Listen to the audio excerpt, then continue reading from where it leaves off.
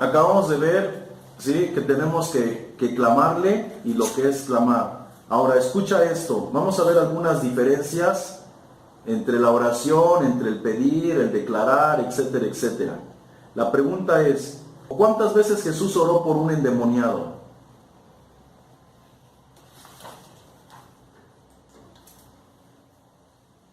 ¿Una vez o nunca?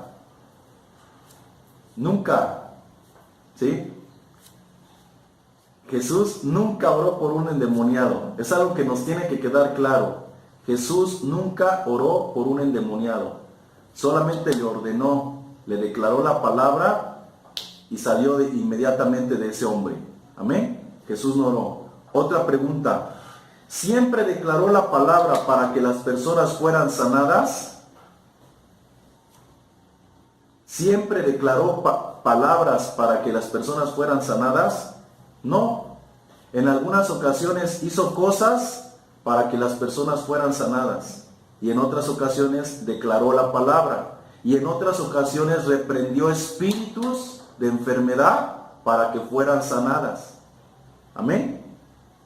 ¿Sí? Ahora, otra pregunta. ¿Cuándo Jesús pidió y intercedió? O sea, ¿cuántas veces vemos en la vida de Jesús pidiendo cosas o intercediendo? Entonces démonos cuenta que una cosa es orar, otra cosa es pedir, otra cosa es interceder, otra cosa es reprender, otra cosa es soltar la palabra. Y todo eso nosotros lo hacemos en lo que llamamos oración. Y no es así. O sea, al diablo no se le ora, al diablo no se le pide, ¿sí? Al diablo se le ordena, se le declara, a los principados y a las potestades. A la enfermedad igual se le ordena, ¿sí? Entonces, son cosas que nosotros tenemos que ir aprendiendo poco a poco y desarrollando. No voy a profundizar tanto en eso. ¿Por qué? Porque no tengo el tiempo, ¿sí? Pero solamente démonos cuenta de eso. ¿Cuándo Jesús oró por un endemoniado? Nunca. ¿Siempre declaró la palabra para que las personas fueran sanadas? No. ¿Reprendió espíritus de enfermedad? Sí. Cuando Jesús, ¿cuántas veces Jesús pidió y intercedió? Pocas veces. Amén. Y la mayoría de ellos fueron en Getsemaní. Ahora, escuchemos esto. Hermanos, tenemos que romper nuestras estructuras mentales y reemplazarlas por otras, y así aprender a profundizar en este grado de intimidad basado en lo revelado al apóstol Pablo. Amén. En el nuevo pacto se nos revela la práctica del conocimiento, la relación y la convicción de Cristo en nosotros. ¿Qué se nos revela? La práctica del conocimiento, de la relación y la convicción de Cristo en nosotros, del Espíritu en nosotros. Ya no hay más intermediarios en el nuevo pacto, ya no hay muletillas, ya no hay tutores, ya no hay ritos, ya no hay curadores. Dios está en mí. Ya no tengo que hacer nada, ¿sí?, para acercarme a Él o para que Él se acerque a mí. Él está en mí. Mi estado de conciencia tiene que desarrollar, ¿sí?, la vida de Cristo en mí. La creencia de que Él está en mí, operando en mí y a través de mí. Amén. Nuestra oración no tiene nada que ver con encontrar o entrar en la presencia de Dios dentro del nuevo pacto, sino tiene que ver la oración con desarrollar, ¿sí?, la convicción de que estoy sentado juntamente con Cristo en los lugares celestiales. Yo estoy sentado con Cristo juntamente con Él en los lugares celestiales. Eso es lo que mi mente, mi corazón tiene que estar convencido de ello, ¿sí? Vamos a ver un ejemplo de esto en el Antiguo Testamento. Primera de Reyes, capítulo 17, verso 1. Escucha. Primera de Reyes 17:1 dice: Entonces Elías, tisbita, que era de los moradores de Galaad, dijo a Acab: Vive Jehová, Dios de Israel, en cuya presencia estoy, que no habrá lluvia ni rocío en estos años, sino por mi palabra. Fíjate muy bien lo que dijo Elías: sino por mi palabra. Elías se sabía que estaba en la presencia de Dios. Escucha, y no porque Dios estuviera dentro de él, sino porque sabía que Dios iba con él, que en todo momento estaba con él. El Espíritu Santo no se apartaba de Elías. Y por eso Elías dijo, en cuya presencia estoy. Pero nosotros estamos en una mayor gloria que la primera. La primera gloria estaba sobre el tabernáculo. Hacía residencia sobre el tabernáculo, pero no en el tabernáculo. Hoy en nosotros el Espíritu Santo no está sobre, está en nosotros, haciendo residencia en nosotros. Entonces, si Elías pudo desarrollar ese estado de conciencia, ¿cuánto más nosotros no lo podemos desarrollar? El problema es que no somos intencionales, que no nos tomamos el tiempo, ¿sí?, para estar madurando y procesando en nuestra mente y en nuestro corazón y en nuestro espíritu esa realidad interna que puede hacerse evidente diariamente. Amén. Entonces, dijo Elías, sino por mi palabra. Entonces, Elías reconoció el poder que tenía porque el Espíritu Santo estaba sobre él. Y por su palabra, que estaba dentro de la voluntad de Dios, Elías sabía que Dios iba a obrar. De la misma forma, si nosotros estamos conscientes que Él está en nosotros y que yo estoy obrando dentro del centro de su voluntad, mi palabra Él la va a respaldar, porque mi palabra no va a ser mía, es Él hablando a través de mí, porque yo solamente estoy operando dentro de su voluntad. Esa es la diferencia. Si nosotros aprendemos a orar, a tener intimidad con Dios, en todo lo que nos movamos, nos vamos a mover en el ámbito de su presencia, en el ámbito de su voluntad. Y todo lo que hablemos, todo lo que hagamos, va a ser respaldado por Dios, avalado por Dios. ¿Por qué? Porque es Él operando a través de nosotros y no nosotros operando dentro de nuestra voluntad. Entonces a eso nos lleva la oración. A eso nos lleva la intimidad con Dios, la relación con Dios, el tener solas con Dios, ¿sí? A desarrollar ese estado de fe y de conciencia, de convicción de que Dios está en mí y yo estoy en Él. Decía el apóstol Pablo, si Dios es con nosotros, ¿quién contra nosotros? Y eso Elías lo comprendió, aun cuando Dios estaba fuera de él, lo comprendió. ¿Cuánto más nosotros lo tenemos que comprender? Amén. Ahora, escucha esto. Voy a poner ahora un ejemplo de Jesús. Acabo de poner un ejemplo de Elías. Ahora voy a poner un ejemplo de Jesús. Fíjense muy bien. En Juan capítulo 3, verso 13.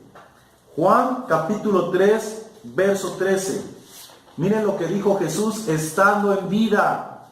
Pongan atención en estas palabras. Dijo Jesús, nadie subió al cielo, sino el que descendió del cielo, el Hijo del Hombre que está en el cielo.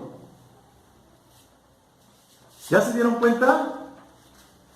Esto es tremendo, esta declaración que hace Jesús es tremenda, hermanos.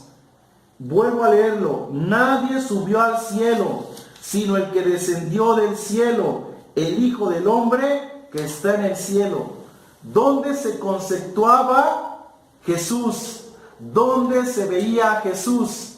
Jesús todavía no había ido a la cruz, pero Jesús está hablando que en vida, su mente, su ser, estaba en el ámbito de la presencia de su Padre. Amén. ¿Qué cosa podía ser negada a Jesús? Si su estado de conciencia era un estado de conciencia celestial, espiritual. Jesús le está diciendo, nadie subió al cielo. Él se veía así, caminando en la presencia del Padre Celestial, en esa atmósfera, en esa dimensión. Por eso los demonios se sujetaban a Él, la enfermedad se sujetaba a Él. No había nada que se lo opusiera por su desarrollo de fe, de espiritualidad. Amén. Entonces nadie subió al cielo, sino el que descendió del cielo, el Hijo del Hombre que está en el cielo. Debemos dejar de lamentarnos y de pedir por todo, pues de esta manera no implantaremos el reino de Dios en nosotros y en los que nos rodean. Ya dejemos los rudimentos de Hebreos 6.1. O sea, muchos de nosotros seguimos fincados en Hebreos 6.1. Hablamos todo el tiempo del arrepentimiento, de la fe en Dios, del bautismo, de la imposición de las manos, de muchas cosas. Pero lo que tenemos que hacer es dejar de lado eso es lo elemental, es lo básico. Son cosas que ya deberíamos de saber desde el principio. Y dice Pablo, tenemos que seguir adelante, a la perfección, a la madurez.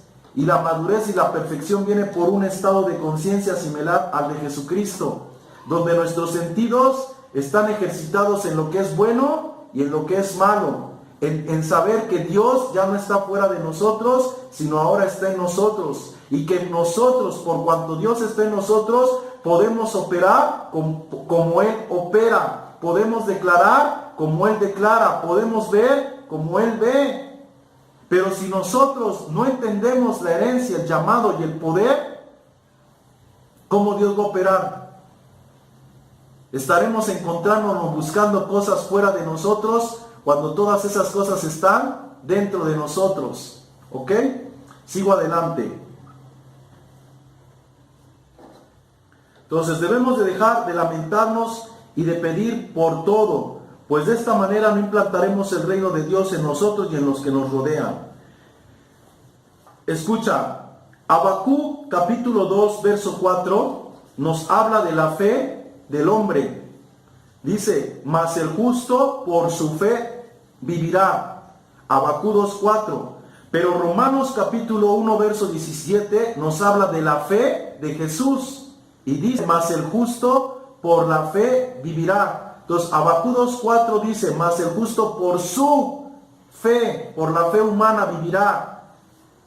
Pero Romanos 1:17 dice, mas el justo por la fe de Cristo vivirá. ¿Cuál es la diferencia? Que cuando Jesús estuvo en vida, Jesús le decía a las gentes, conforme a tu fe se ha hecho. Y Dios solamente obraba conforme a la fe de las personas. No podía ir más allá, más que solamente lo que las personas podían creer. Era una fe humana. Pero ahora Dios no obra por nosotros, obra por la fe de Cristo. Lo que Cristo logró hacer, si tú y yo lo creemos, lo podemos hacer porque Él lo hizo. Esa es la gran diferencia. Por la fe de Cristo nosotros podemos hacer lo que Él hizo. Por eso la escritura que anterior leímos decía, teniendo el mismo espíritu de fe, conforme a lo que está escrito, creí, por lo cual hablé. Pero si no desarrollamos el mismo espíritu de fe de Jesús, que era conforme a lo que estaba escrito, seguiremos en nuestro plano humano, esperando a que un día Dios nos conceda nuestras peticiones, a que un día Dios obre dentro del centro de su voluntad a favor nuestro. Pero si desarrollamos ese espíritu de fe que desarrolló Jesucristo conforme a lo que está escrito, y hablamos conforme a lo que está escrito, y vemos y conceptuamos conforme a lo que está escrito, las cosas serán hechas. Ese es nuestro compromiso, desarrollar la intencionalidad de la vida de Dios en nosotros. Hermanos, tenemos que renovar el espíritu de nuestro entendimiento. Tenemos que aprender a pensar con cordura, pensar conforme a la medida de fe que Dios nos ha repartido a cada uno, o que nos ha otorgado en la persona del Espíritu Santo, y así estar colocados en la verdadera dimensión que Dios desea que estemos, para que comprobemos la buena voluntad de Él, que es agradable y perfecta. Entonces, ¿qué tenemos que hacer? Desarrollar nuestro espíritu, nuestro entendimiento, aprender a pensar con cordura, conforme a la medida de fe que nos fue dada, conforme a lo que está escrito. Pensar no conforme a la medida de fe que nos fue dada no es pensar con cordura, es pensar locamente. ¿Y cuántas veces en el diario vivir pensamos que Dios no puede obrar, o que no somos dignos de que Él pueda obrar? O a lo mejor si Él quiere, pues Él lo va a hacer. No estamos pensando con cordura, estamos pensando locamente, porque no estamos pensando conforme a lo que está escrito. No hemos desarrollado ese espíritu de fe, y aún así a veces pretendemos que Dios obre. No se puede. Dice la escritura que el que duda, no piense tal hombre que recibirá algo de parte de Dios. No piense tal hombre que duda que recibirá algo de parte de Dios. Para que Dios obre requiere fe. Amén. Requiere fe. Sin fe es imposible agradar a Dios. Y el que se acerca a Dios, por decirlo, el que se acerca, tiene que creer que le hay, que existe, que es real, que mora en nosotros. Y entonces Él será galardonador de esa persona. Amén. Efesios 4:23 dice, renovaos en el espíritu de nuestra mente. Ese es nuestro trabajo, renovarnos en el espíritu de nuestra mente. La mente tiene un espíritu y ese espíritu es la palabra de Dios. Por eso Jesús decía, mis palabras son espíritu y son vida. Entonces, si tú tienes la palabra y tu mente se conforma, ¿sí?, o se renueva conforme a lo que está escrito, desarrollarás ese estado de conciencia que Cristo desarrolló. Y todo lo que confieses en fe será hecho. Todo lo que declares en fe será hecho. Todo lo que llames como si no fuera, será hecho. Romanos 12:2 dice, no os conforméis a este siglo, sino transformaos por medio de la renovación de vuestro entendimiento. Vuelve otra vez a hablar el Señor, que tú y yo nos transformamos en la medida que renovamos el entendimiento. Si no renovamos el entendimiento conforme a lo que está escrito, no somos transformados. Seguiremos en la misma condición. Nuestro entorno estará en la misma condición. Espero que lo estemos comprendiendo. Por lo tanto, la oración es el estado ideal para que nosotros permanezcamos en Él y Él en nosotros. ¿Qué es la oración? Es el estado ideal de nuestro espíritu para que nosotros permanezcamos en Él y Él en nosotros. Por eso Jesús pasaba muchas horas en Getsemaní, mucho tiempo en intimidad con Dios. ¿Sí? No era tanto lo que hablaba, sino solamente el saberse en la presencia del Padre, el deleitarse de estar en presencia del Padre. Amén. Tenemos que hacer a un lado la idea de que la oración es solo petición, dejar de tomarla como una carga, mucho menos pensar que a través de ella pagamos un precio. O sea, ¿cuánta gente no hay que piensa que porque ora, que porque se aposenta, porque se mete con Dios, está pagando un precio? ¿Un precio a quién? Si el único precio ya fue pagado por Jesucristo. Y lo único que tenemos que hacer tú y yo es dimensionar en su presencia. Nada más. Para que Él pueda obrar, para que Él se pueda manifestar.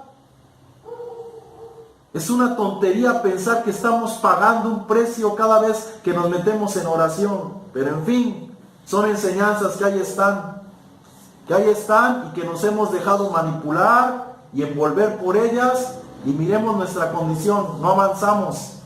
Estamos ahí estériles, sin dar fruto, sin ver la obra consumada de Jesús en nuestro diario vivir.